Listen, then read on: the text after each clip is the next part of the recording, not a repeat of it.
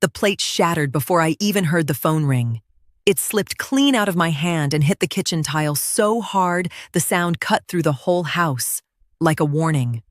For 1 second, I just stood there staring at the pieces around my feet, heart pounding harder than the accident deserved, dishwater still cooling on my fingers, the evening suddenly feeling wrong in a way I could not explain. In the living room, the television kept talking low to itself. My husband did not stir in his chair.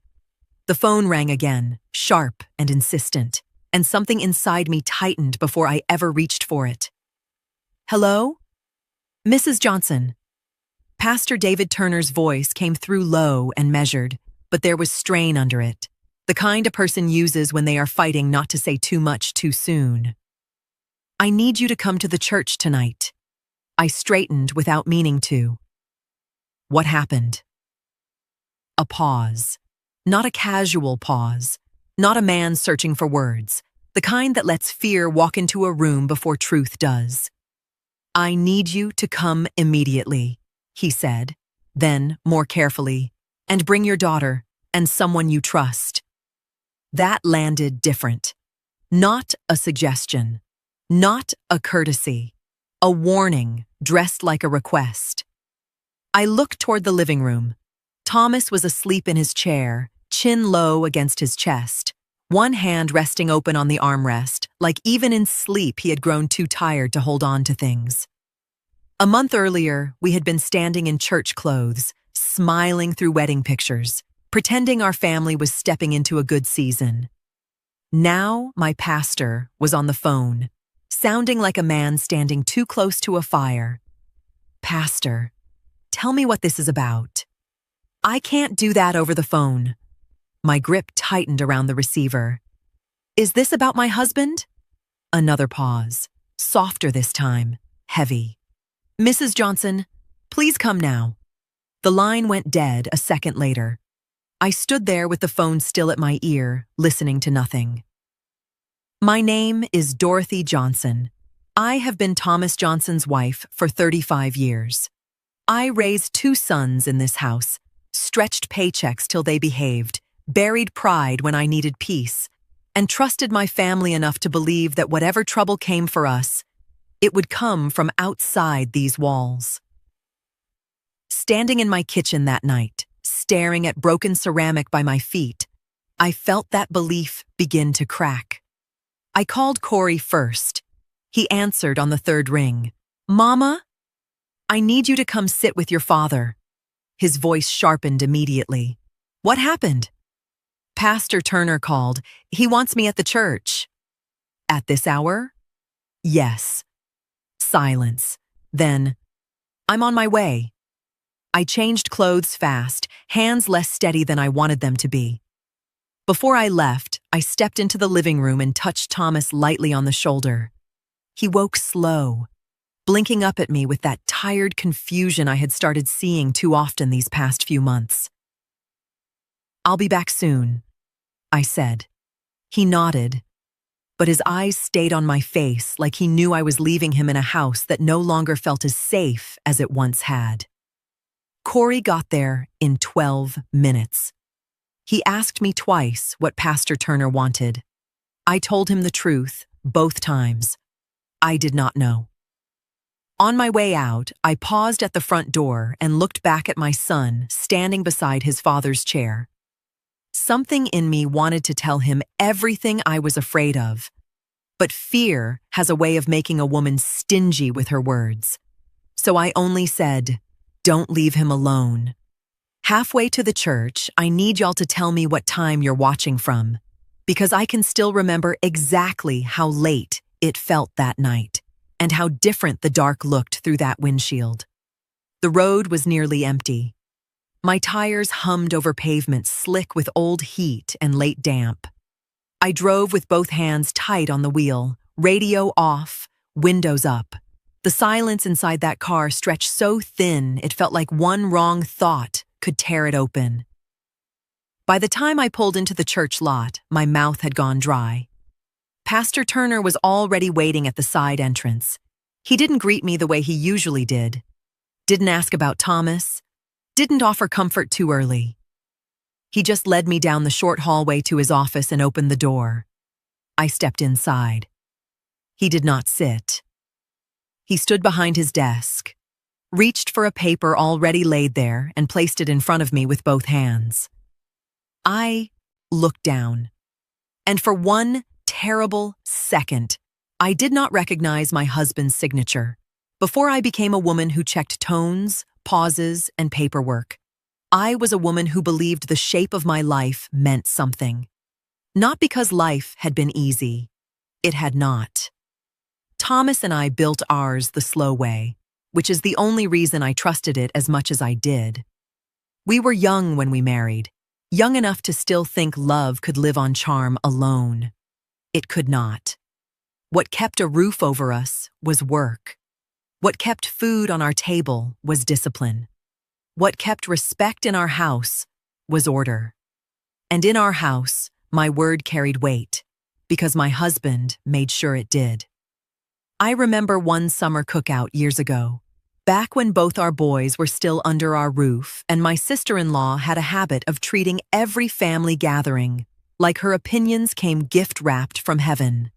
She had brought one of her usual last-minute ideas, wanted to borrow our car for some trip she had not planned right, and had already decided we should solve for her.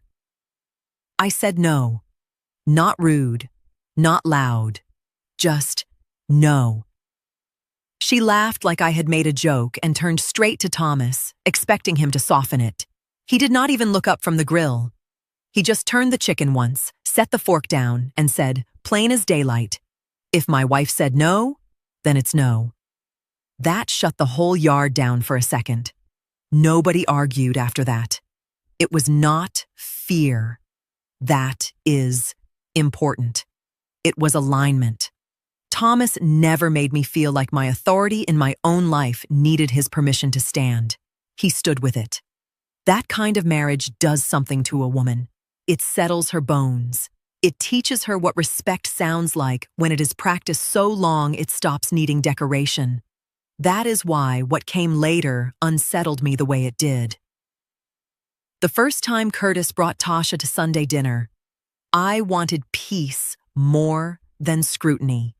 She was pretty, polished, careful with her smile, brought a pie nobody had asked her to bring, and complimented my house in a way that sounded correct enough to pass. Nothing she did was openly rude. That was the difficulty of it. I asked Curtis whether he was still thinking about changing departments at work, and before he could answer, Tasha said, "He is. He just doesn't want to rush the timing." I looked at her, then at my son. He gave a quick nod and kept eating. Later, Thomas mentioned an old friend from church and asked Curtis if he remembered the man's daughter. Tasha answered that too, lightly, smoothly. Not enough to draw attention from anybody who did not know what they were looking at. But I noticed how often she arrived half a second before he did, like she had already decided conversation moved better through her. I told myself not to be one of those mothers. Not the suspicious kind, not the kind who punishes a young woman for being confident. I kept my face pleasant and my instincts quiet. That was the beginning of my mistake. The first real crack came months later. Thomas was standing in our bedroom one evening with one of my church hats in his hands, turning it over with the puzzled look of a man trying not to show he is lost. It was my blue one, the one I wore to Corey's college graduation. Thomas had bought it for me himself. Drove across town after work to pick it up because he said the color made me look like I had someplace important to be. That evening, he held it up and asked, "Is this yours?" I laughed first. Then I stopped. Later, I mentioned it to Curtis while he was in our kitchen alone. I expected surprise, confusion, concern. Instead, he said, too quickly, "That's normal with age. The doctor already said not to make too much of little memory slips. Clean, ready, flat." I stood there looking at my own son and felt something cold move through me, because that answer did not belong to him. It sounded prepared, I kept staring at the signature because my mind wanted a mistake more than it wanted the truth. The shape of Thomas's name was there. The long T. The dragging line under Johnson he only did when he was tired or distracted. It was his hand. I knew it was. But something in me still resisted. Like if I looked hard enough, the letters might rearrange themselves into something harmless. Pastor Turner let the silence sit. He did not rush to explain. He did not lean on comfort. He stood behind that desk with both hands resting near the paper, his face drawn tighter than I had ever seen it, and waited until I lifted my eyes. "What is this?" I asked, though I had already read the words at the top. Durable power of attorney. Even saying it in my head made my stomach tighten. His voice stayed low. "I need to tell you exactly what I saw." I said nothing. At the reception, after the toasts, your husband was taken to the back hallway near the office corridor. Curtis was with him. Tasha was with him. There was another man there with papers and a notary stamp. My fingers pressed harder against the edge of the chair. "I was coming back from speaking to one of the ushers," he said. "I slowed because your husband did not look settled. He looked confused." The room seemed to narrow around me. He asked twice what the papers were for. Tasha answered both times before anyone else could. She told him it was just something necessary, just something to make future decisions easier if his health got worse. Curtis kept turning the conversation away whenever your husband asked for the papers again. I looked back down at the document. Tasha Reynolds, appointed agent, financial authority, medical authority. My mouth went dry. "I didn't step in," Pastor Turner said, and I heard the regret in that before I fully heard the words. At the time, I told myself it was family business. I told myself I had caught only a moment and not enough of it to accuse anyone of anything. He paused. "Then your husband spoke to me later that evening." That pulled my head up. He nodded once. "He caught me alone near the fellowship hall doors." He was not panicked. That almost made it worse. He just looked embarrassed. "Quiet," he said. "Pastor, I don't fully understand what I signed, but they said it was necessary." For 1 second, I stopped breathing. Not figuratively, truly, because I knew my husband. Thomas did not sign what he did not understand. He asked questions until a thing sat straight. He read instructions before he plugged in a lamp. He never liked being handled, and he never liked being hurried. The fact that he had signed anything in confusion on the day of our son's wedding meant he had been cornered in a moment built to distract him. "I told him we could talk again after the honeymoon," Pastor Turner said. "I thought I still had time to sort out what I felt was wrong." My eyes dropped to the bottom of the page. Notarized, filed, effective immediately. The words blurred, then sharpened again. "It was recorded already," he said quietly. "This wasn't preparation, Mrs. Johnson. This was execution." Something inside me gave way then, but it did not break loudly. It collapsed inward. All at once, I could see too many things standing next to each other. Thomas, growing quieter. Curtis sounding rehearsed in my kitchen. Tasha, always close enough to answer before someone else could speak. Their distance after the wedding. Their timing. Their calm. Not random. Not careless. Built. I placed the paper back on the desk because my hand had started trembling hard enough for him to notice. He did notice. He did not reach toward me. He did not speak my name. He only waited. And after a long moment, when my voice finally came back to me, it came back colder than I recognized. "Nobody," I said, looking at that paper one last time, "is going to know I know." By the time I got home, the house looked exactly the way I had left it.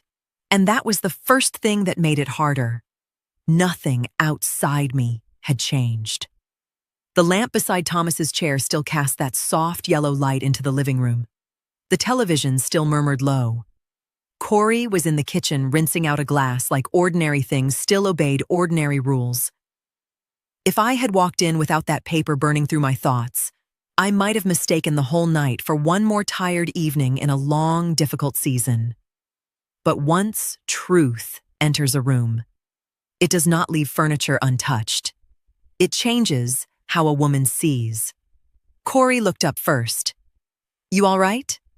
I set my purse down gently. "I'm fine." He studied my face like he knew better than to believe that fully, but he also knew when not to press. "Daddy woke up once. Asked where you were. I told him church." I nodded. "Thank you." Thomas was awake when I stepped into the living room. He was sitting a little straighter now, both hands resting on his knees, eyes following me with a softness that still reached for me even through whatever fog had been settling over him these past months. "You were gone a while," he said, not accusing, just uncertain. I sat beside him. "Pastor needed me for something." He nodded too quickly, like he had learned not to stay too long with follow-up questions. That landed harder than I expected. Thomas had never been a man who let confusion pass just to keep peace. If something did not make sense, he worried it until it did. That was one of the things I had always trusted about him. Then I asked, careful and light, "Did you take your evening medicine?" His eyes shifted, not to me, but past me, toward the kitchen doorway. It was small, so small, a person could miss it. But I did not miss it. "Curtis dropped off the pills from the pharmacy earlier this week," Corey said from behind us. "The bottle's on the table." I turned and looked. A pill organizer sat beside the lamp. Not ours. Clean plastic. Labeled by day and hour in someone else's neat handwriting. I picked it up and opened one compartment with my thumb. Thomas watched me do it, then said, almost apologetically, "Tasha said it would help keep things straight." There it was again. Not her name. The permission inside the sentence. I put the box down carefully. "Since when does Tasha handle your medication?" He blinked, and for a second I saw effort move across his face. "I don't know. She said she was trying to make it easier on you." That should have sounded helpful. Kind, even. Instead, it made my chest tighten.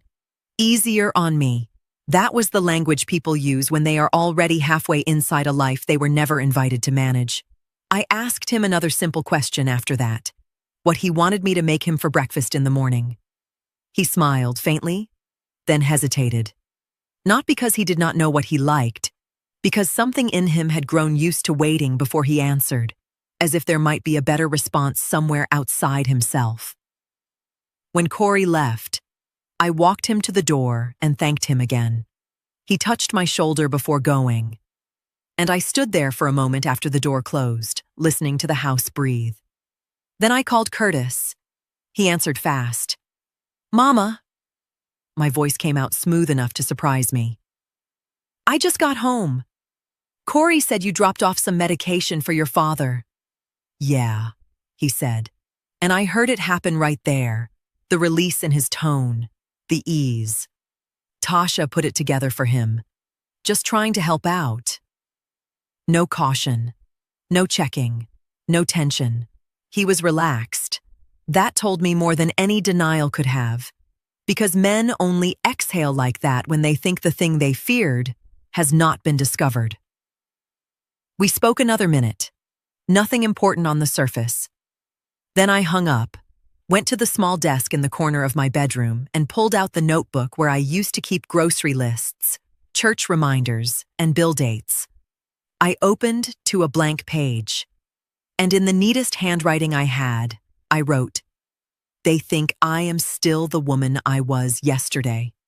The hardest part of finding help is accepting that help does not always arrive wearing belief.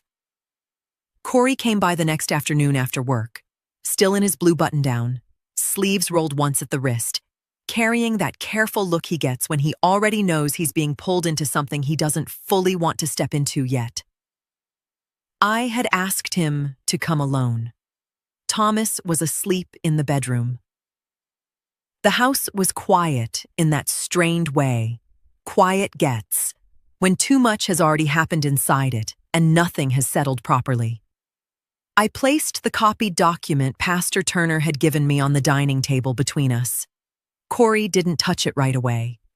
He looked at me first, then at the paper, then back at me again, like he was deciding which one of us required more attention. Finally, he picked it up. He read the first page, then the second, then went back to the first again, slower this time, like maybe the order had made it worse than it actually was. When he finished, he didn't speak immediately. He set the paper down carefully, not angry, not dismissive, unsettled. "Mama," he said finally, "I'm not saying this is good." I waited. "I'm not saying I like it either, but if Daddy signed it..." He did sign it. Corey nodded once, like he already knew I wouldn't let that part soften. "Then we have to start there," he said. "Because if we don't, anything else we build is going to fall apart the second somebody asks the right question." That was more direct than before, more careful. "And what's the right question?" I asked. He held my gaze now. Whether he understood it. I didn't move. "Pastor Turner said he didn't," I said. Corey leaned back slightly, rubbing his jaw. "That's still secondhand. It matters, but it's not enough on its own." There it was. Not disbelief. Structure. And structure, even when it pushes against you, is harder to argue with than emotion. "They took him into a hallway at his own son's wedding," I said. "Put papers in front of him, answered for him, rushed him." Corey didn't interrupt, but he didn't agree either. "They could say they were helping," he said, "that they were trying to get ahead of something before it got worse, that you weren't ready to handle it yet."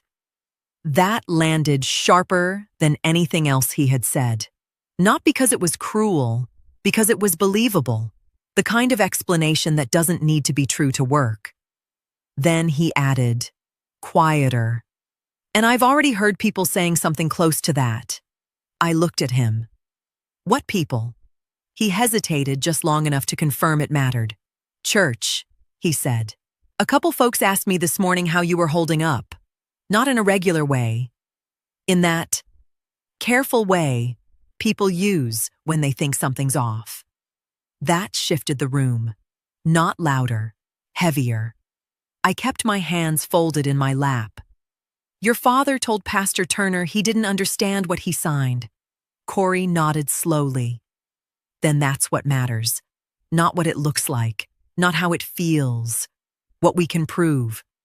We sat in that for a moment, then he said quieter, "I'm not calling Curtis a criminal off one document." "I'm not asking you to," I said. "I know," he replied, "but that's where this goes, if you're right." There it was, the line neither of us wanted to cross too quickly. Family, law, truth. They don't sit easily together. "I'll help you look," he said after a moment. "That's what I can promise. I'll ask questions. I'll pay attention. But I'm not picking a side until something holds."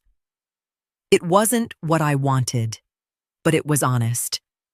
And honesty, even when it resists you, is still a form of support. By 4 o'clock, I was sitting across from Sharon Ellis in her office near downtown, the document resting inside a plain folder between us. Sharon didn't speak when I handed it to her. She read. Slow. Deliberate. One finger tapping lightly near the date as she moved through it, like she was already measuring where it might break. When she finished, she closed the folder and looked directly at me. "This is serious." I nodded once. "It gives her broad authority," she said. "Medical, financial, day-to-day decisions, not ownership, but enough control to change outcomes in ways that are hard to undo." My throat tightened. Can it be undone? Not because you don't like it, she said. And not because it feels wrong. She leaned forward slightly. It gets undone if you prove something about how it was obtained. Coercion, pressure, or that he didn't have the capacity to understand what he was signing. There it was. Clean, unavoidable, the shape of the road ahead. And if I can't? I asked. Sharon didn't hesitate. Then it stands. No softness, no cushion, just truth.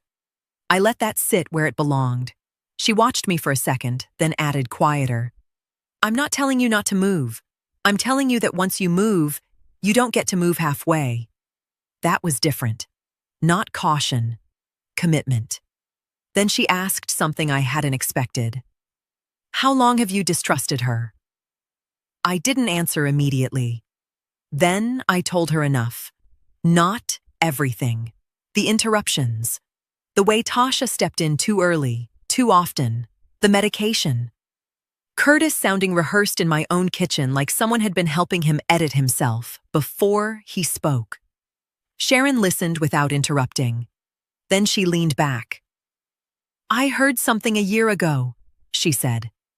Never had reason to act on it, and I'm not offering it as proof. I waited.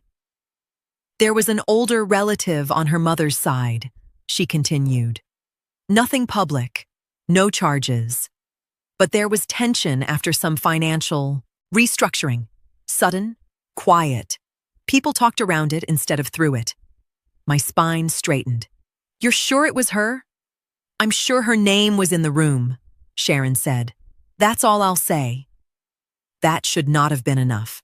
But it was. Because proof and pattern are not the same thing. But pattern is how danger introduces itself, long before it ever has to defend itself. I sat there with that settling into place beside everything else I already knew. The interruptions, the timing, the control, the way things had shifted without announcement. And by the time I left Sharon's office, something inside me had changed shape. This was no longer suspicion. It was direction. Because whether I could prove it yet or not, this wasn't the first time she had stood too close to someone else's life. I did not start my war with shouting. I started it with witnesses. By Sunday afternoon, 2 church elders had come by, just to check on Thomas, carrying pound cake, and the kind of careful concern older people know how to dress in politeness. On Tuesday, one of Thomas's old friends from the plant stopped in with catfish from a place they used to argue over. By Thursday, a deacon's wife had brought soup and stayed long enough to sit in the living room and ask Thomas about his tomatoes, like his garden still belonged to his future. None of it looked like strategy. That was the point. I kept every visit light. No speeches, no accusations, just bodies in the house, eyes in the room, conversations that could not be controlled once they started happening out loud. I noticed almost immediately what that did to Thomas. He sat up more. He answered more directly. He still moved slow, still lost his place sometimes, but there were moments, small, clear moments, when the old man inside him stepped forward and stayed long enough to be seen. One afternoon, when Brother Clements asked him whether he still thought the Braves needed better pitching, Thomas snorted and said, "Needed it 10 years ago." It was dry, sharp, exactly the kind of answer he would have given before all this quiet had started swallowing him. I smiled without showing my teeth. Because clarity is harder to smother when other people are there to notice it. I changed smaller things too. I took back breakfast. That sounds like nothing until you understand how much control hides inside routine. I started making his oatmeal again instead of letting packaged shakes crowd the counter like substitutes for care. I asked him what he wanted before setting a plate down in front of him. I put the pill organizer away one evening and brought out the original bottles, lining them up beneath the kitchen light while I called the pharmacy to confirm dosages myself. No announcement, no performance, just correction. By the end of the week, I had learned two things. First, Thomas hesitated less when I spoke to him plainly. Second, Tasha noticed every shift, even the ones she pretended not to see. She came by Friday around 4:30, wearing a fitted cream blouse and that soft smile of hers that always looked more arranged than felt. She kissed Thomas on the cheek, praised the house for smelling good, and complimented me on a cardigan I'd owned too long to believe she had truly just noticed it. Then she stood in my kitchen and watched everything. Watched the soup on the stove, watched Thomas at the table, watched the pill bottles lined neatly beside the bread box. "You've been busy," she said. "Trying to keep my husband comfortable?" "Of course." She smiled again, but one side of it stayed colder than the other. "Curtis mentioned you've had a full week." I kept cutting celery on the board. People love Thomas. They do. She picked up a dish towel, folded it once, unfolded it. He's had visitors. There are sentences that arrive dressed as observations but are really questions with their coats on. I heard this one clearly. "He has." She leaned against the counter, still smiling, still careful. "That's nice. Sometimes too much activity can be tiring for people in his condition." I set the knife down and wiped my hands. Sometimes silence can be worse. For the first time, her expression thinned, only for a second. Then it smoothed back into place. "I'm glad he has support." Thomas looked between us, not fully following the words, but following the temperature. That hurt more than I let show. Tasha turned toward him immediately and sweetened her voice. "You doing all right today?" He looked at me before he answered. That was all she needed to see, and all I needed too. She stayed another 10 minutes, moving through my kitchen like a woman measuring a room she thought she already understood. When she finally picked up her purse, she paused at the doorway and glanced back with that same polished smile. Then she asked, lightly enough for anyone else to miss it, "Has anyone been coming by recently?"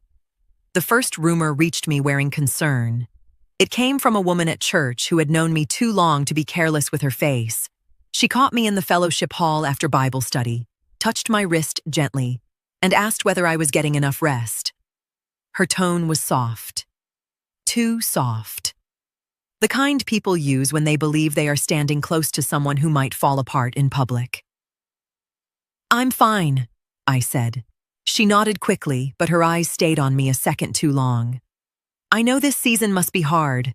Watching a husband decline can be confusing."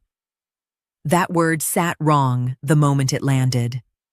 By Friday, I heard it again from a cousin who called to check in, spent 6 minutes asking after Thomas, then slid carefully into a speech about how grief can start before death and how important it is not to let stress affect your thinking. By Sunday, one of Curtis's old high school friends' mothers stopped me outside church and said, with rehearsed pity, "Baby, don't let yourself fight what the Lord might already be doing." I drove home with my jaw tight and my shoulders aching. By then, I understood what was happening. They were not just trying to control Thomas. They were trying to soften the ground under me. It was almost elegant, the way they were doing it. Nobody came right out and called me unstable. Nobody accused me of anything ugly enough to defend against directly. They used gentler words. Tired, emotional, struggling, not herself. The kind of language that makes a woman sound unreliable without ever sounding cruel. The kind of language that spreads faster because it can hide inside sympathy. Tasha understood people better than I had first given her credit for. That hurt my pride. But pride is expensive when truth is already costing you enough. Curtis called me that evening and sounded almost too patient. "Mama, I heard you've been saying some things to people." I stood in my kitchen with one hand on the counter. "What things?" "That Daddy's being controlled. That people are keeping you out." His tone wasn't angry. It was worse than angry. It was careful, The way grown children speak when they have already been coached into treating their mother like a situation to manage. "I haven't been saying anything untrue," I said. A pause. Then he sighed, low and heavy, like I had disappointed him by refusing to be easier. "Tasha is worried about you," he said. "We both are." I nearly laughed, but there was no humor in me. "Of course she is." That slipped out before I could smooth it. He went quiet for half a beat. Then he said, "This is exactly what I mean." When the call ended, I stood there listening to the house settle around me and felt something sharp move into place inside my chest. Not panic, not hurt exactly, recognition. They had shifted from management to narrative. If they could make me look unstable, then anything I said later could be folded back into that version of me and dismissed before it landed. 2 days later, I had reason to stop by Curtis and Tasha's house with a casserole dish I did not particularly care whether they ate. I timed it near dusk, when people are still moving but not fully settled. Tasha answered the door with surprise she masked a second too late. "Dorothy, you should have called." I was nearby. That was enough of a lie to pass. She took the dish and turned toward the kitchen, telling me Curtis was in the back den on a work call. I said I'd just set my purse down a moment and stepped inside. The hallway was dim, and before I reached the guest bathroom, I heard his voice from the cracked den door. Low, frustrated, then hers, softer. "We just need a little more time," she said. A pause. Then, almost in a whisper sharp enough to cut through me, "Everything will transfer clean." I stopped so completely I felt the muscles in my legs lock. I did not move, did not breathe right, did not need the rest of the sentence. Because in that moment, the air changed. And what I had been carrying as suspicion became something harder. Now it wasn't suspicion. It was a timeline. Thomas scared me badly enough that morning to make everything else disappear for a while. I heard the sound before I understood it. Small, sharp, wrong. Not loud enough to be a fall, not soft enough to ignore. By the time I reached the bathroom, he was gripping the sink with both hands, his shoulders tight, his face pale in a way I had never seen before. "I'm all right," he said, but his breathing said otherwise. Men have a way of trying to stand through things their bodies have already decided they can't carry. I didn't argue with him. I didn't ask questions. I just moved. The drive to the hospital felt longer than it was. My hands stayed steady on the wheel, but everything inside me moved too fast, like my body had separated into two people, one driving, one panicking. By the time we got there, the world had narrowed down to process, check in, answer questions, wait. The waiting room lights were too bright, the chairs too stiff. Everything smelled like bleach and something older than worry. I stayed close enough to Thomas to answer when he drifted, but not so close that I answered for him. That mattered now, more than it ever had before. The first shock came quietly. The intake nurse glanced at her screen, then back at me with professional calm. "And you are?"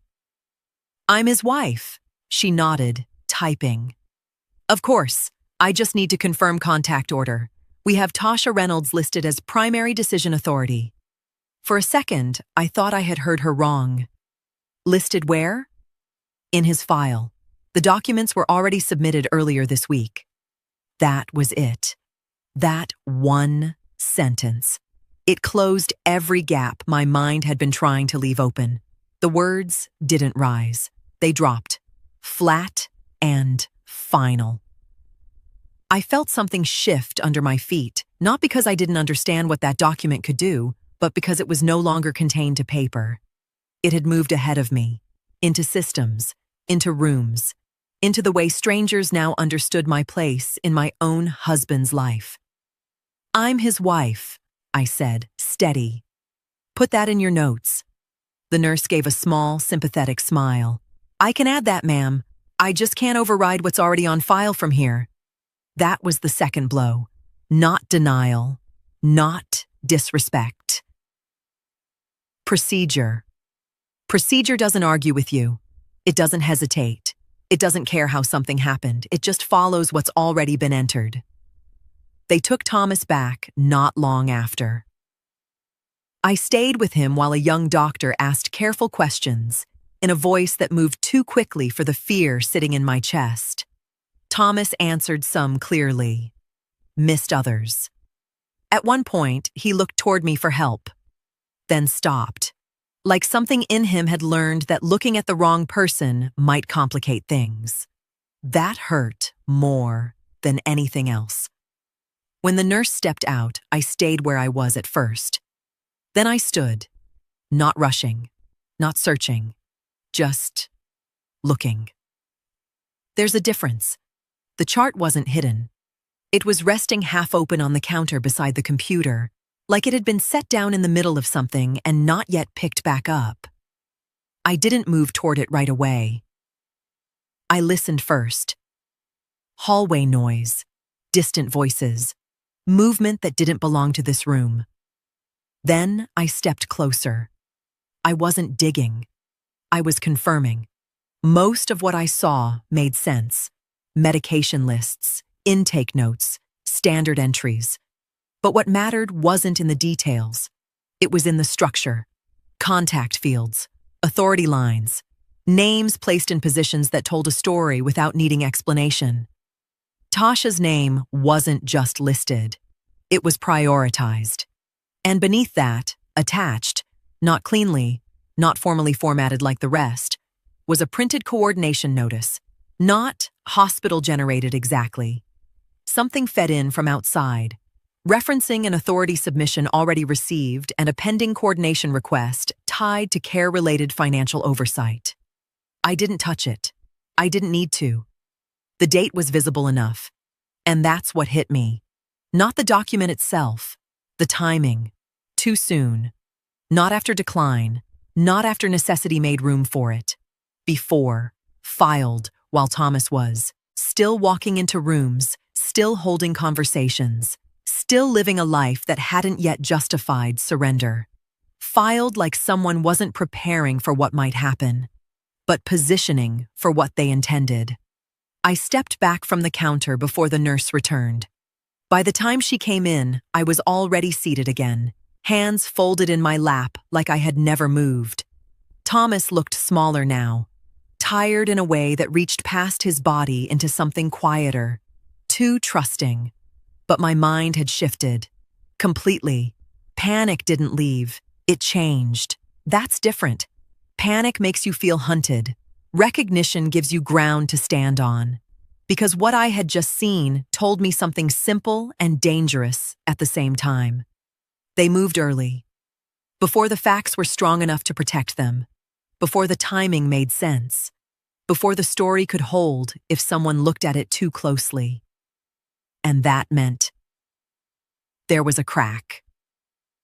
By the time I stepped into the parking garage and called Sharon Ellis, my voice didn't shake. I didn't sound like a woman trying to understand what had been done to her. I sounded like a woman who had finally seen where it could break. They moved too soon, I told her. A pause. Then she said, quiet and sharp, "Good."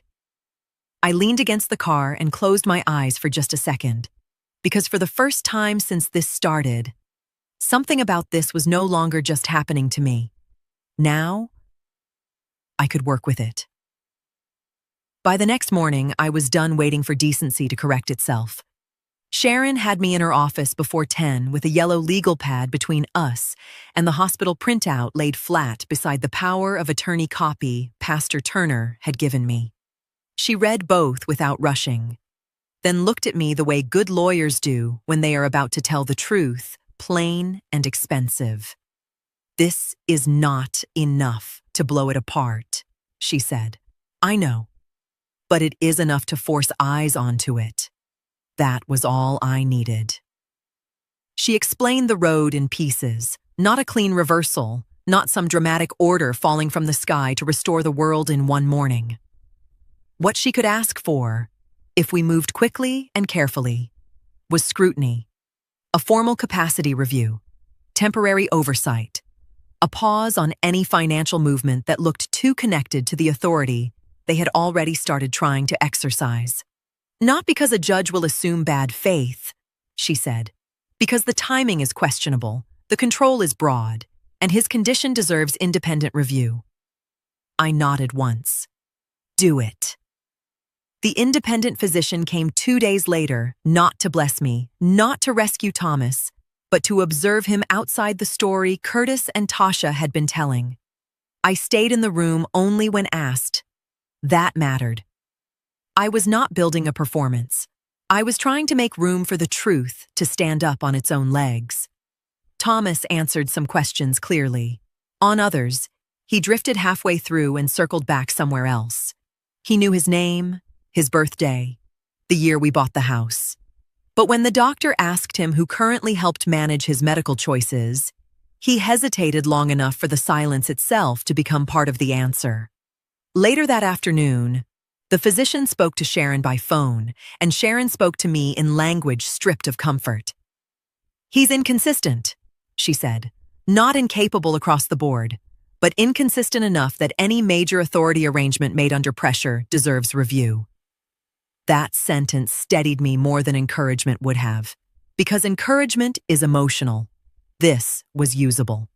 By the end of the week, Sharon had filed the emergency petition, capacity review, temporary oversight request, transaction freeze connected to major changes or transfers until the court could look closer.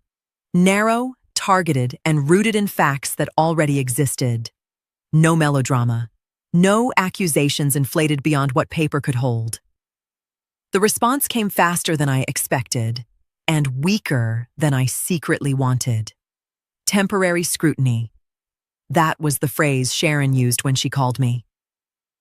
It doesn't cancel anything, she said, but it slows the field. No unchecked authority for now. If they were planning to move quickly, they can't do that cleanly anymore. I sat at my kitchen table with the phone in one hand and my free thumb pressed against a crack in the wood Thomas had once promised to sand down and never got around to. So we didn't win. No, she said. But neither did they. That was the first moment since the pastor's office that I felt the shape of control shift, even slightly, back toward me. Not enough to rest, enough to breathe differently. That night, I gave Thomas his medicine myself and watched him swallow each pill under the warm kitchen light. He looked tired, but calmer. I asked whether he wanted broth or toast. He answered toast without looking around first. Small things had started returning. I did not trust them yet, but I noticed them. Around 9:30, my phone rang. Curtis. I stared at his name for one full ring before answering. Mama. One word, but wrong. Not sharp, not guarded, not irritated that I had stepped where I wasn't supposed to step. Afraid. There are sounds a mother knows even when she wishes she did not. And whatever had reached my son before that call had taken the ground out from under him. Curtis came over alone, and that frightened me more than if he had arrived angry. Anger has shape. It fills a room, announces itself, gives you something to push against. What stood on my porch that evening had no shape at all. Just a man trying to hold himself together with posture and silence. He stood there just after sunset, hands buried in his pockets, shoulders locked tight like if he loosened them even a little something inside him might spill out where it couldn't be gathered again. I opened the door and stepped back. He walked in without greeting me, glanced once toward the living room where Thomas was asleep, then followed me into the kitchen like he already knew that was where this conversation would end up. I did not offer coffee. He did not sit until I did. For a few seconds, neither of us spoke. The refrigerator hummed low. A car passed outside, tires brushing against pavement. Curtis stood by the table, rubbing his thumb along the side of his index finger over and over like he was trying to wear something down that wouldn't go away. Then he said, without looking at me, "Did you file something?" I held his gaze steady. "You tell me." His jaw tightened. He pulled out the chair across from me and sat, but not fully, perched, ready to stand again if the ground shifted too fast. "Mama," he said, voice low, controlled, "you've made this bigger than it needed to be." There it was. Denial first. "Have I?" He exhaled sharply through his nose and leaned back, but his eyes didn't stay on me. They moved, to the wall, the counter, the floor, anywhere but steady. "Tasha was trying to help," he said. "Daddy was slipping. You were overwhelmed. We all saw that." The words came out fast, but not smooth, not practiced. They tripped over each other in places, like he was trying to rebuild something that had already started collapsing. I let him finish. Then I said, quiet enough to make him hear it twice.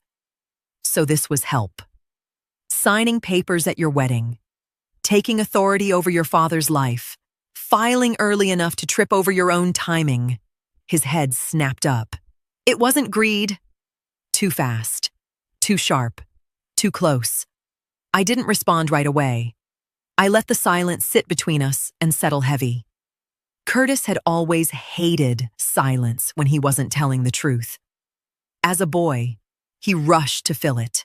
As a man, he tried to stare it down like it couldn't touch him. That night, it touched him. Hard. "It wasn't supposed to go like this," he said finally, quieter now. There it was. Not innocence. Not confession. The crack. I leaned back slightly in my chair. "Then tell it right." He looked away first. Toward the window over the sink. Toward the dark outside, like it might offer him something easier to hold on to. What came out next didn't come clean. It came in pieces. "At work, things got tight," he said. Not bad at first. Just numbers not lining up the way they were supposed to. I moved something I shouldn't have moved, just temporary. I was going to put it back." His fingers pressed into the table now. "But it didn't fix it. It made it worse." I said nothing. He swallowed. There was an internal audit coming. Not official yet, but enough noise that if it got traced back. He shook his head. "I would have lost everything. My job, my license, maybe more." There it was, not vague anymore, not soft. Real. "And Tasha knew?" I asked. He nodded once. "Slow this. Time." "How?" Another pause. Longer. "I told her," he said. "I shouldn't have, but I did. I thought she could help me think it through." "That, I believe," I said, because that part was true. He stared at the table while the rest came, slower now, heavier, like each word had to be pulled up from somewhere he didn't want to look at too closely. "She said I was panicking," he said. "Said problems look bigger when you're inside them. Said we needed to get ahead of things before they got out of control." He let out a breath that didn't steady him. "She said families survive by consolidating control, by putting things in the right hands before crisis makes decisions for you." I watched him carefully. "Her hands." He didn't answer that, didn't need to. "She said Daddy was already declining," he continued. "Said it would only get harder to manage things later. Said if we set things up now, clean and early, we could protect everything, keep things from falling apart." "Protect who?" I asked. His face tightened. "All of us," he said.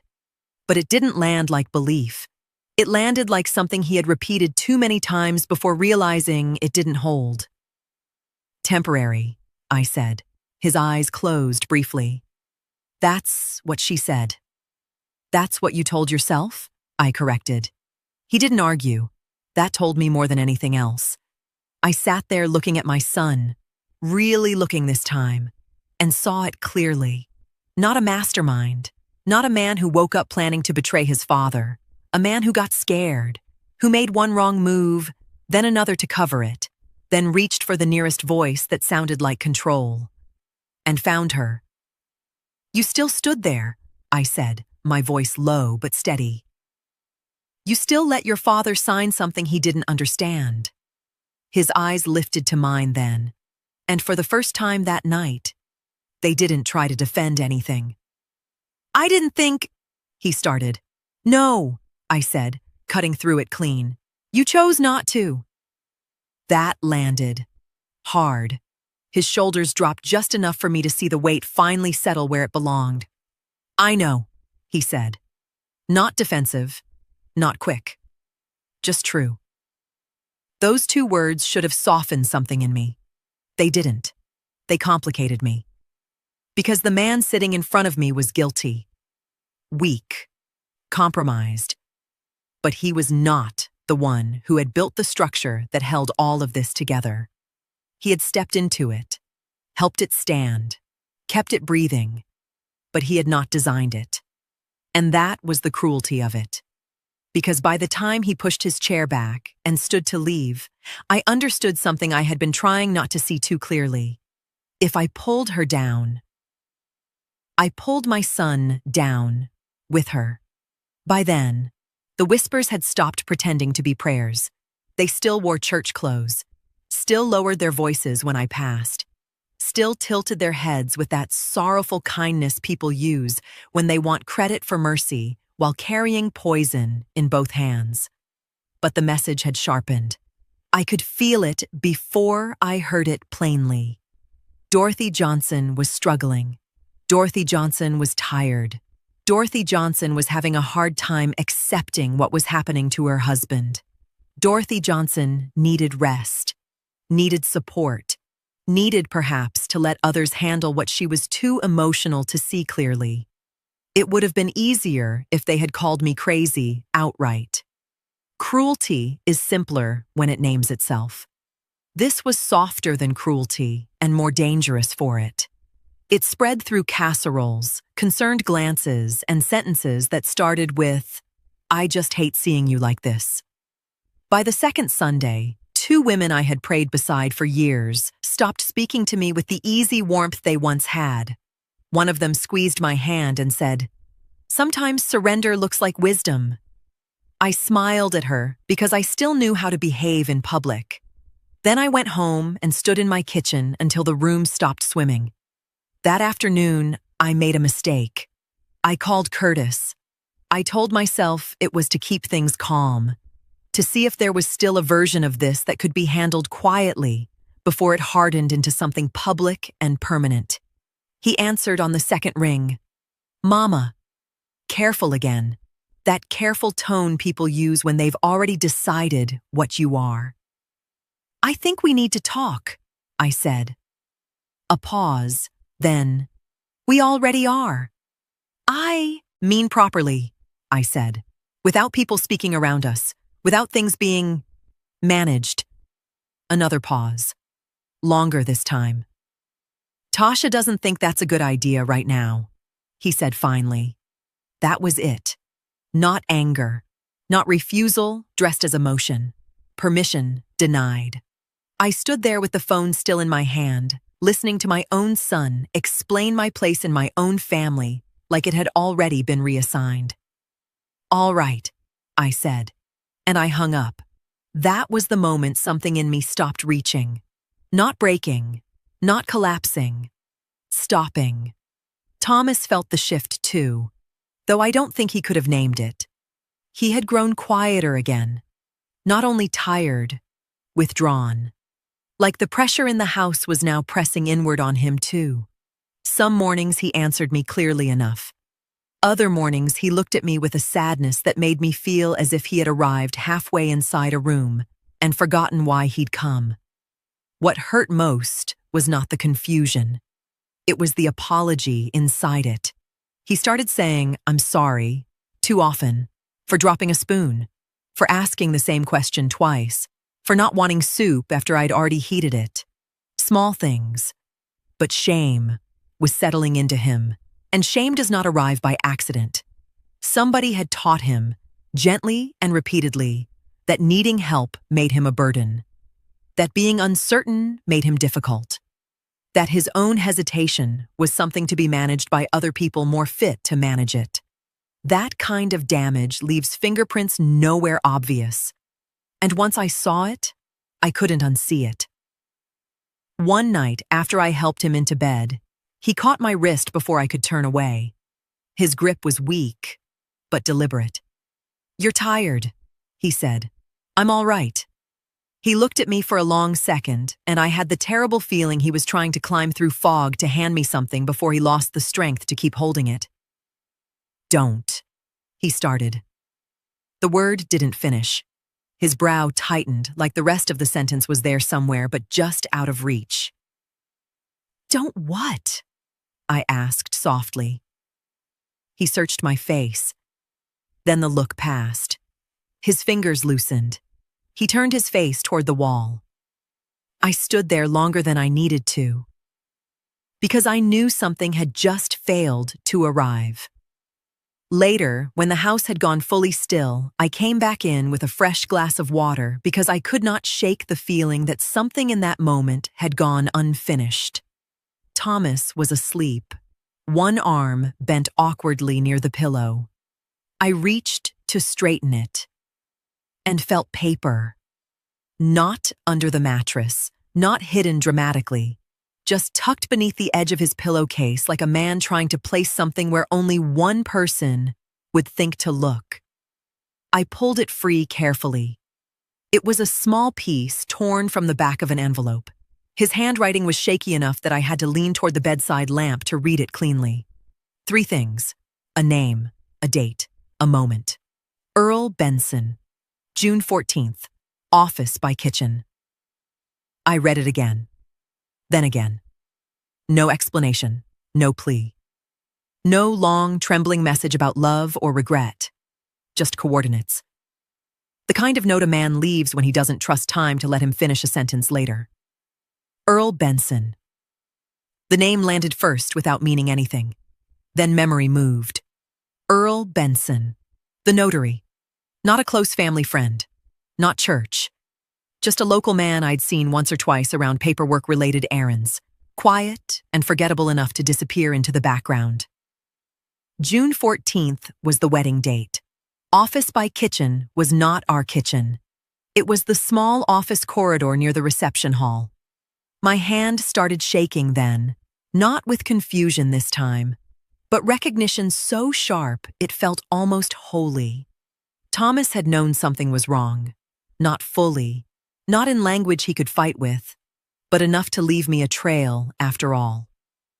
I sat on the edge of the bed, looking at that torn slip of paper in my hand while my husband slept inches away from me, and for the first time in days, the darkness around me stopped feeling like a wall and started feeling like an opening. He tried to say it. He couldn't. So he left it where I would find it, a way back in, before they closed every door. I stopped chasing feelings after that note. Not because they disappeared, they didn't. Some mornings I still woke up angry enough to taste metal. Some afternoons I stood at the sink and forgot what I had walked there to do. Grief doesn't leave just because you've found direction. It waits. It adjusts. But the note Thomas left me changed the kind of woman I needed to be next. Feeling was no longer enough. Now I needed order. Sharon came the next morning with her laptop, a legal pad, and a look on her face that told me she'd already measured how narrow this road was going to be. Corey arrived an hour later, quieter than usual, carrying coffee nobody touched. Pastor Turner came last. Not as a pastor, not as comfort, but as a man who understood he might soon be asked to repeat something under pressure and not soften it. We sat at my dining table and built it piece by piece, not fast, careful. June 14th, wedding day. Hallway near the office corridor. Earl Benson, notary. Thomas, hesitating. Tasha, answering. Curtis, redirecting. Then everything that followed. The shift in medication. The change in tone. The authority appearing in hospital systems before I could even speak as his wife. The filing. Too early. Too broad, too clean for something that was supposed to be protective. Sharon wrote dates in a straight column while I spoke, not rushing me, not correcting me unless something needed tightening. Corey added details I had overlooked, not because they weren't important, but because I had been living inside them when they happened. Pastor Turner adjusted timing at the wedding down to the exact portion of the evening when guests had started drifting, when distraction would have been easiest to use as cover. When we finished, we didn't speak right away. We just looked at it. It was ugly, not loud, not chaotic. Worse, coherent. That's the thing about betrayal. When you're inside it, it feels scattered, confusing, like things are happening out of order. Then one day, you lay it flat and realize it had structure the entire time. Sharon tapped her pen once against the table. "This is strong enough to confront," she said. "Strong enough to apply pressure." She paused. "But not strong enough to win clean." I looked at her. "Explain." She leaned back slightly. "You don't have direct proof of coercion. You don't have a formal capacity ruling from that exact day. What you have is timing, behavior, and a pattern that raises questions." "Questions are enough," Corey said. "No," Sharon replied calmly. "Questions open doors. They don't close them." That landed heavier than anything else she had said that morning. I held her gaze. "So, if this doesn't hold?" She didn't soften it. "If this doesn't hold," she said, "they keep control. Clean. And everything you've done so far gets reframed as interference." The room went quiet. Corey leaned back in his chair, jaw tight now in a way I hadn't seen before. Pastor Turner lowered his eyes briefly, like even he needed to sit with the weight of that. I let the words settle, not into panic, into discipline. Because fear, when it's pointed in the right direction, can sharpen a woman instead of breaking her. "What do we need that we don't have?" I asked. Sharon didn't hesitate. "Leverage." She tapped the page once. "Not just the notary," she said. "Pressure points, inconsistencies, anything that makes their version harder to hold together under scrutiny." That widened the field, made it more real. Earl Benson. The name still mattered, but not as a miracle, as a door. "If he confirms your husband was confused, pressured, or not fully aware," she continued, "that strengthens everything. Not proves it, strengthens it." "And if he doesn't?" Corey asked. "Then we keep building elsewhere," Sharon said. "Because one person doesn't decide this. A pattern does." That shifted something in me. Less hope, more control. "Can we get to him before they do?" I asked. Sharon held my eyes. "That depends on whether he's careless or already being advised." There it was. Risk, real risk. And then my phone buzzed. Once. I glanced down. Unknown number. I almost ignored it. Something in me said, "Don't." I answered. "Mrs. Johnson?" Male voice. Low. Controlled. Not familiar, but careful in a way that made me listen. "Yes." A pause. Then, "You've been asking questions about a document signed on June 14th. The room changed. Corey looked at me. Sharon's pen stopped moving. "Who is this?" I asked. "I'm calling to advise you," he said, "that continuing down this path may create complications you don't fully understand." Not loud, not threatening. Worse, polite, professional, like risk had already been measured and assigned. "I understand more than you think," I said. Another pause. Then the line went dead. Silence filled the room again, but it was different now. Not just pressure. Pushback. Sharon leaned forward slightly. "They're aware." Corey exhaled through his nose. That didn't sound like Curtis. "No," Sharon said, "it didn't." That settled it. This wasn't just family anymore. I nodded once. Then we moved faster. From there, she gave me sequence. Not theory, not encouragement. Sequence. Who speaks first? What gets shown and when? What stays hidden until it matters? Where emotion belongs, and where it will cost us everything if it shows up too early. Once they feel cornered, she said, they will shift, deny, reframe, possibly walk out. They won't walk out, I said. She looked at me carefully. You can't control that. No, I said, but I can control what happens if they try. That sat between us for a second longer than anything else had. By noon, the plan had a spine. By 1, I had copied every document twice. By 2, I stood beside Thomas's bed, watching him sleep, one hand open on top of the blanket, like he had finally stopped holding on to something heavy. And I understood something with a clarity that almost unsettled me. I was no longer hoping people would do right if given enough room. I was building a room where wrong had nowhere left to stand. I sent the message myself. Short, clean. Family meeting at my house tomorrow at 6. Come prepared to explain everything. I sent it to Curtis first, then Tasha, then Corey, though he already knew, then Pastor Turner and Sharon, because truth needs witnesses when family starts rehearsing innocence. After that, I set the phone face down on the table and waited. 5 minutes passed, then 10. No reply. The silence stretched long enough to feel deliberate, not confusion, consideration, calculation. I stood there, listening to the refrigerator hum, the wall clock tick, the house holding its breath around me like it understood what was coming. Then my phone buzzed once. Curtis. 2 words. They're coming. And for the first time since I read that note under my husband's pillow, I knew we weren't just confronting them. We were walking them into something they hadn't planned for. At 6 o'clock sharp, I was already seated when they walked in. I had chosen the dining room on purpose, not the living room, where comfort softens people into performance. Not the porch, where passing cars can turn family ruin into something neighbors watch with quiet hunger. The dining room held truth differently. It was where bills had been paid, prayers had been said, and hard things had always been named without decoration. Tonight would be no different. Sharon sat to my right with a closed folder in front of her, hands resting lightly on top of it like she didn't need to open it yet to know what it could do. Pastor Turner sat across from me, posture still, face composed in a way that made it clear he had come prepared to speak and not soften.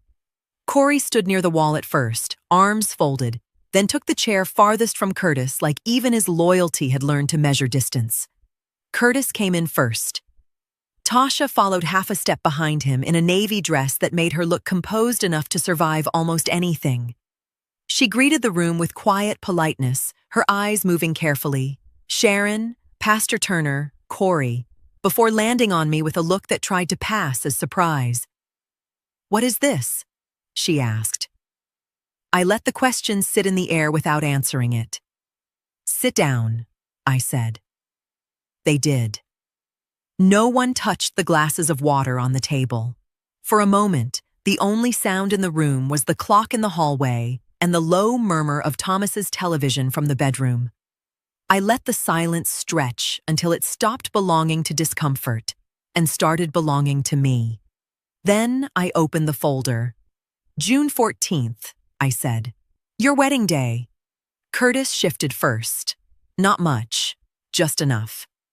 I placed the first document on the table and slid it forward. Durable power of attorney. Notarized, filed, effective immediately. Tasha glanced down at it, then back up, her expression smoothing into something controlled. I didn't rush. "Signed during the reception," I continued, near the office corridor, while Thomas was confused, while his questions were being answered for him. "That is not what happened," she said. Her tone stayed calm, measured. She wasn't going to make the mistake of sounding defensive too early.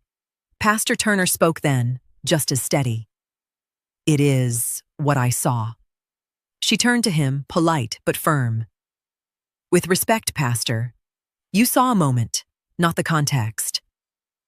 And I later heard the man himself tell me he did not understand what he signed. That landed. Not loud, but heavy. Tasha didn't flinch, but her fingers tightened together just enough to show she had felt it. I moved to the next document. Filed within days, I said, before any formal diagnosis, before any documented incapacity, before any legitimate transition of authority would normally be considered necessary. Sharon's voice entered then, calm, precise, and colder than mine. That timing matters, she said, because when authority is established before medical justification supports it, it raises questions. Legal questions. Tasha turned her attention to Sharon now. And what exactly are you suggesting?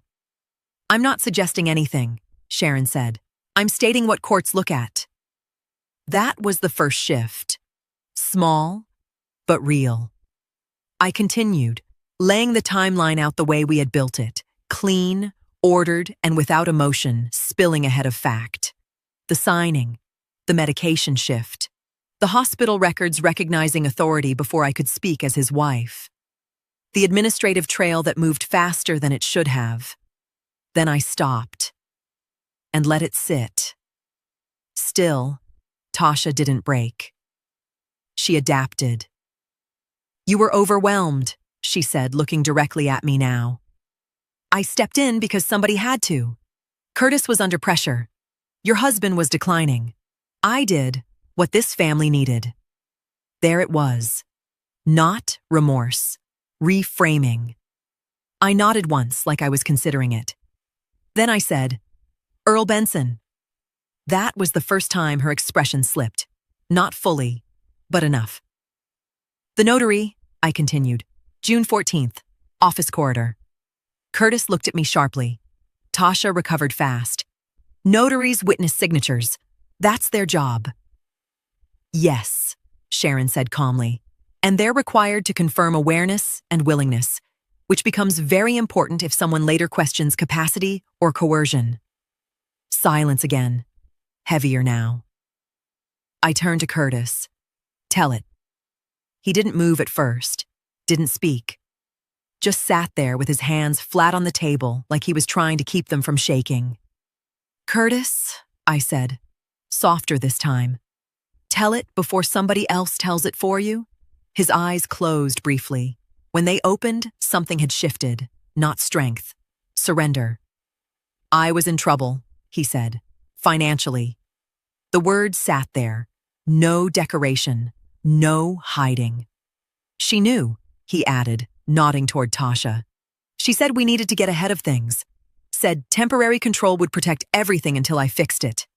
Tasha turned sharply. Curtis? No, he said, cutting her off. Not loud, but final. That's what you said. The room changed, not in volume, in weight, because once motive entered the room, everything else had somewhere to attach itself. Tasha pushed her chair back slightly, reaching for her purse. I'm not going to sit here and be cornered by people who have already decided what they want to believe, she said, rising halfway. I didn't raise my voice, didn't move fast. I just looked at her and said, very quietly, if you walk out that door, the next conversation won't be in this room. She paused. That landed. Sharon didn't look at her when she spoke. Once this moves formally, it won't be about family anymore. It will be about documentation, timing, and intent. Tasha's hand stayed on her purse, but she didn't move. Not yet. I held her eyes, and for the first time since she walked into my house, she wasn't managing the room anymore. She was measuring it, and realizing it was no longer hers to control. Nothing happened fast enough to satisfy anger. That is one of the hardest truths I learned. When a family wound is finally dragged into the light, people imagine thunder. They imagine sirens, slam doors, immediate ruin. But real consequence, the kind that changes how people breathe when they wake up in the morning, usually comes slower than vengeance and cleaner than noise. By the end of that week, the freeze Sharon had fought for tightened around anything that looked like movement. Not everything. Just enough. Enough to stop large changes from slipping through under a signature already under review. Enough to make every next step harder for the people who had counted on speed. Enough to put eyes where they had wanted silence. Tasha did not go to jail. That would have made the story simpler than life ever is. What she got instead was worse for someone like her. Interruption, questions, delay, scrutiny. The kind that follows paperwork back to its origin and starts asking why things were filed when they were, who benefited from the timing, and what condition the man was in when power changed hands. Her confidence did not disappear all at once. It thinned. You could hear it in the way she stopped calling the house, see it in the way she no longer moved through church-adjacent spaces, like a woman certain she would be received kindly. Reputation goes quietly before it goes publicly. People who had once repeated soft concern about me began correcting themselves without ever admitting they had helped spread the damage. They did not come bearing apologies big enough to matter. They came with casseroles, lowered eyes, and extra gentleness toward Thomas. That is how shame behaves in decent clothing. It does not confess fully. It just starts moving differently. Curtis moved differently too. He came by twice in 1 week and looked like a man learning that guilt has weight, even after the worst moment has already passed. He was careful with his father. Too careful with me. The distance between us had changed shape. It was no longer built out of manipulation and denial. Now it was built out of truth, and what truth costs once it has been spoken aloud. I did not close that distance for him. Some bridges need to feel the burn before anybody decides whether to rebuild them. Thomas remained the center of everything, even when he was too tired to know it. That is another truth people miss. Family betrayal stories tempt everybody to stare at the betrayer, but the wounded person is still the center. Every day after the meeting, I brought myself back to that. To his meals, his appointments, his rest, his dignity. To making sure help felt like care and not management. To returning choice in all the small places where it had been quietly taken. Did he want the blue sweater or the gray one? Toast or eggs? Window open or closed? Music on or silence? Small things, yes. But a life is made of small things, repeated often enough to become atmosphere. Some days he was clearer. Some days he drifted. I stopped demanding one kind of day from him just because I wanted relief. Healing, even partial healing, has its own pace.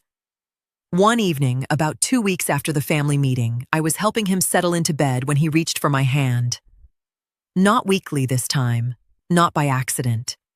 He held it and looked at me with a steadiness I had not seen in months. Then he said, plain and clear, "You didn't leave me." That was all. No speech, no grand gratitude, no long miracle sentence to tie pain up neatly for me. Just that. And it broke something open in me so quietly that for a moment I could not do anything except sit there beside him and let my thumb rest over his knuckles while the room went still around us. Because after all the papers, all the whispers, all the strategy and proof and pressure, the deepest truth in the room was smaller and heavier than any of it. I had stayed, and he knew it. The house was silent after he fell asleep. Not peaceful, not wounded, just silent. The strangest thing about surviving a family war is how ordinary the mornings look afterward. There was no grand sunrise waiting for me on the other side of any of it. No sudden music in the air. No magical feeling that justice had healed what betrayal broke. Morning still came, the same way it always had. Through the kitchen window first, then across the floor in thin gold lines, then onto the table where I set out Thomas's medicine, my tea, and whatever small plan I could carry for the day without letting it carry me instead. That was the new life. Not triumph. Steadiness. Months passed that way. Slow enough to feel honest. The legal review moved at the speed those things move when nobody is filming them and no judge is trying to impress a room. Some matters stayed under scrutiny. Some authority stayed constrained. Some doors never reopened for Tasha the way she had expected them to. Her name no longer moved through church conversations with admiration tucked around it. It moved carefully now, if at all. Not because people suddenly became brave, but because certainty had left her. And people are less loyal to a person once her confidence stops protecting their excuses. Curtis did not disappear. I will give him that. He called. Sometimes I answered. Sometimes I let the phone ring and kept folding laundry or stirring soup or helping Thomas to the porch before the evening cooled too much. When Curtis came by, he no longer arrived with explanations. That was one mercy. Explanations are often just pride trying to survive consequences. What he brought instead was awkwardness, groceries we did not need, and a face that had finally learned the difference between regret and inconvenience. I did not make it easy for him. That is another thing I will not apologize for. A broken thing can be repaired. A betrayed thing has to decide first whether repair is even welcome. Those are not the same process, and too many people confuse them because they are impatient with pain once it belongs to someone else. So our relationship stayed strained. Civil, but strained. Honest, but wounded. He helped with what I allowed him to help with. He sat with his father some Sundays. He kept his hands still when I spoke, which told me he had finally stopped thinking there was a version of this story where he could talk fast enough to outrun what he had done. Corey stayed close in the quiet way that matters most. No speeches, no performance, just presence. He fixed what broke around the house before I had to ask twice. Took Thomas to appointments when I needed another pair of hands. Made himself useful in ways that did not ask for applause. There is a kind of love that gets louder under pressure. And there is another kind that gets steadier. Corey had always been the second kind. Thomas had good days and difficult ones. I learned not to measure grace by consistency. Some mornings he remembered details that surprised me. Some afternoons he drifted halfway through simple conversations and came back wearing frustration he tried to hide. But he was home, properly cared for, no longer being slowly absorbed into somebody else's convenience. That mattered more than the fantasy of getting every piece of him back exactly the way he had been before. One evening, we sat on the porch together while the light lowered itself gently over the yard. Thomas had a blanket over his knees. I had my tea cooling faster than I drank it. The neighborhood sounded normal again. Distant lawnmower, somebody's radio, children cutting across a sidewalk too fast for their own shoes. I looked at the yard, the porch, the man beside me, and let the truth settle without arguing with it. I had not won everything. My family was not whole in the old way. My trust had not returned untouched. Time had not undone what people chose when they thought I was not looking. But the house was still ours. His dignity was still his. And my silence had not been purchased. I didn't save everything, but I saved what mattered.